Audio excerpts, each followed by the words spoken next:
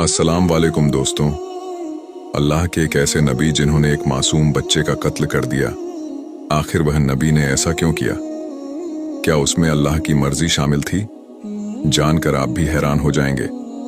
दोस्तों, यह वाकया हजरत मूसा अलैहिस्सलाम के दौर का है।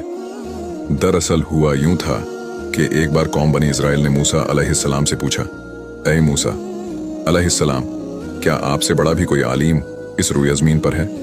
तो हजरत मूसा अलैहिस्सलाम ने फरमाया कि इस जमीन पर मैं सबसे ज्यादा इल्म वाला हूँ। हजरत मूसा अलैहिस्सलाम की यह बात अल्लाह ताला को पसंद नहीं आई।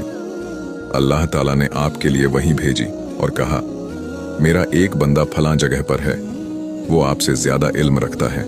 इस पर मूसा अलैहिस्सलाम ने अल्लाह से दरख्वास्त की कि उन्हें उस शख्स से मिलना है।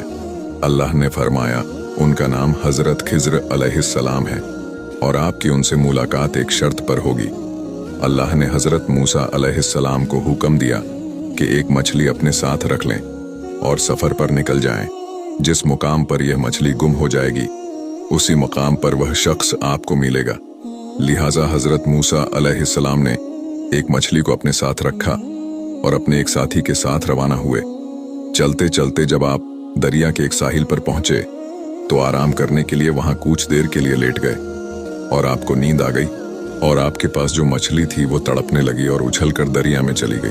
आपके साथी ने देखा जिस शबे बारात की रात जब पूरी दुनिया गहरी नींद में सो रही थी, आसमान से एक फरिश्ता जमीन पर उतरा। उसका नाम जिब्राइल था। वो सफेद रोशनी से जगमगा रहा था, जैसे आसमान का टुकड़ा जमीन पर आ गया हो। वो अल्लाह का पैगाम लेकर आया था, जिसमें लिखा था कि इस रात हर इंसान की तकदीर तय की जाएगी। फरिश्ता गली गली घूम रहा था, हर घर की दहलीज पर रुककर दुआओं को सुन रहा था। एक बूढ़ी माँ जो अपनी बेटी के लिए रो रो कर दुआ मांग रही थी, उसकी आवाज फरिश्ते के दिल को छू गई। उसने आसमान की ओर देखा और फरियाद की कि इस माँ की बेटी के नसीब में खुशियाँ लिख दी जाएं। उसी रात एक गरीब बच्चा जो भूखा सो गया था, उसकी झोपड़ी में फरिश्ते ने कदम रखा और उसकी झोली में बरकत भर दी।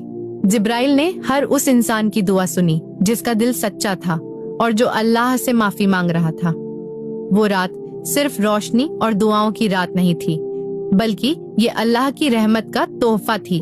जब फरिश्ता आसमान की ओर वापस जाने लगा तो उसकी आंखों में इंसानों के लिए दुआओं का सैलाब था। उसने अल्लाह से वादा किया कि वो अगले साल फिर आएगा और इंसानों के गुनाहों को माफ करवाने के लिए उनकी दुआएं साथ लेकर जाएगा। दोस्तों, वीडियोस के लिए हमारे पेज को फॉलो करें।